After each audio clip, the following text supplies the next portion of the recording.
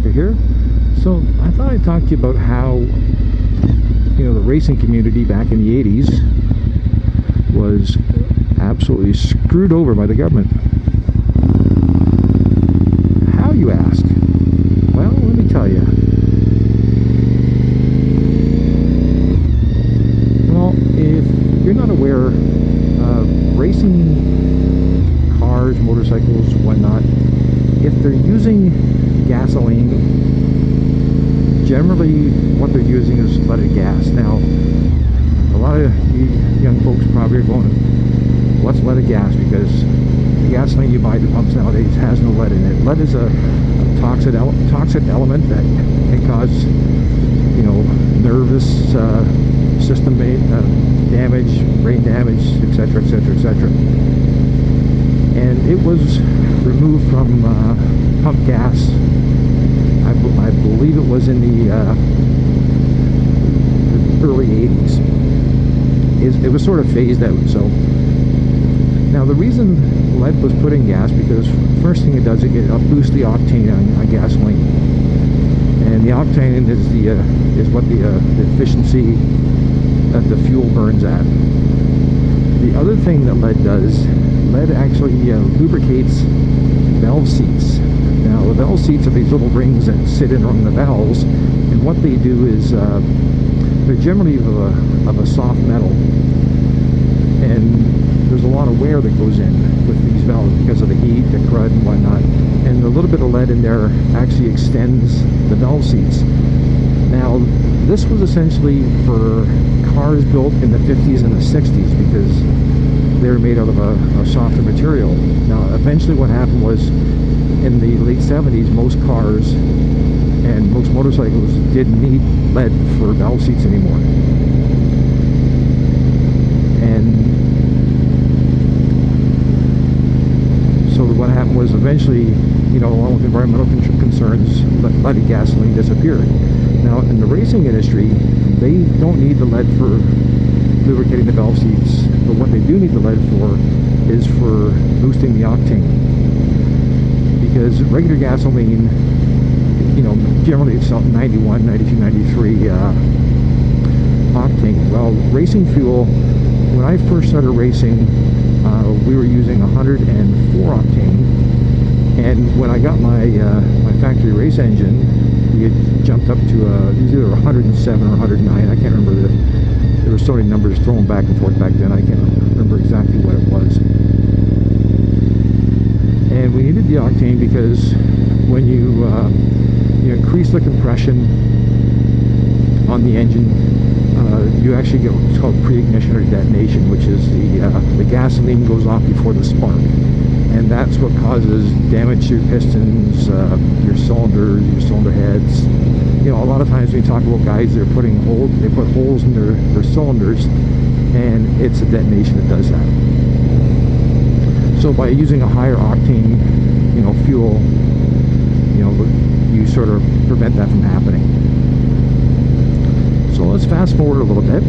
So now I'm racing, and literally what happened was, I believe it was in like February, you know, just before the race season was going to start, the government announced they banned leaded gas. Now, leaded gas and unleaded gas are two separate materials, and a racing engine is built to work within a spec of the fuel you're planning on using in it.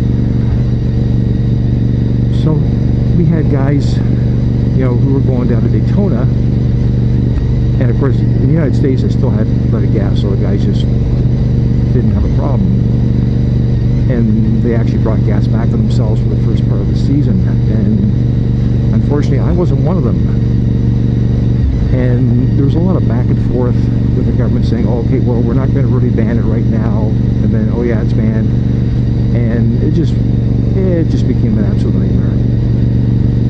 So the end result was we had to switch over to unleaded gas, because literally when there was only two places that supply racing fuel in the area, and they literally couldn't get it, and so I had to get unleaded racing gas. Now I believe I was using 100 and, you know, I'm going to say 7 or 9 And I talked to my mechanic. He says, "We'll get 110 unleaded because it's got a little more octane to give us a bit of a safety measure."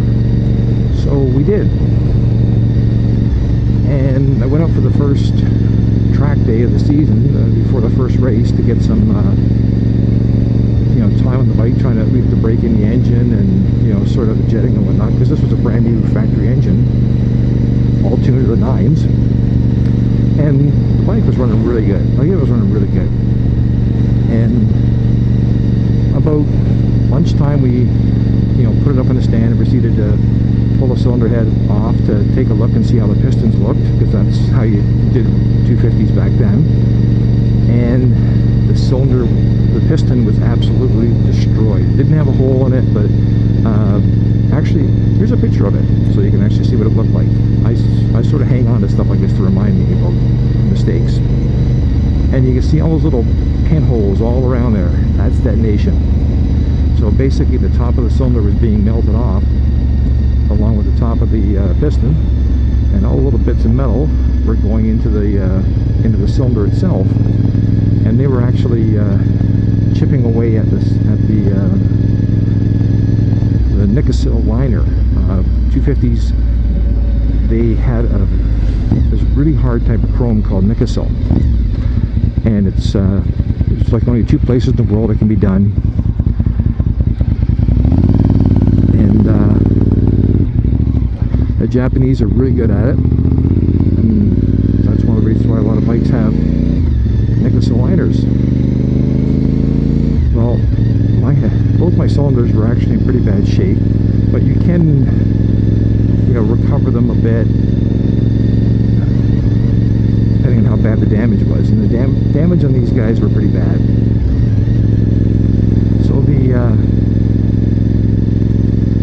end result was these cylinders were in really, really bad shape. And essentially what was happening was every single race day we had to put a new pair of pistons on the bike, because the pistons would actually just be being chewed up every lap we were riding. And what ended up happening was I had to take eventually about halfway through the season we couldn't do any more, so we took the cylinders and fired them off to England, where we had them professionally redone by a company that restores the cylinders, and they came back and they were like immaculate. But I had, for 6 or 7 weeks, I had no cylinders, so we had to make other arrangements. And got the bike working again, and we found out we actually had to use 116 octane to give the bike the performance it required. So eventually we got it figured out. But the frustrating thing about it was, about 2-3 years later, all of a sudden you could buy leaded gas again. And the racing industry is such a small industry. Like, the amount of fuel they go through is so insignificant compared to anything else. It was just ridiculous over the fact that they were essentially screwing us over to make themselves look good.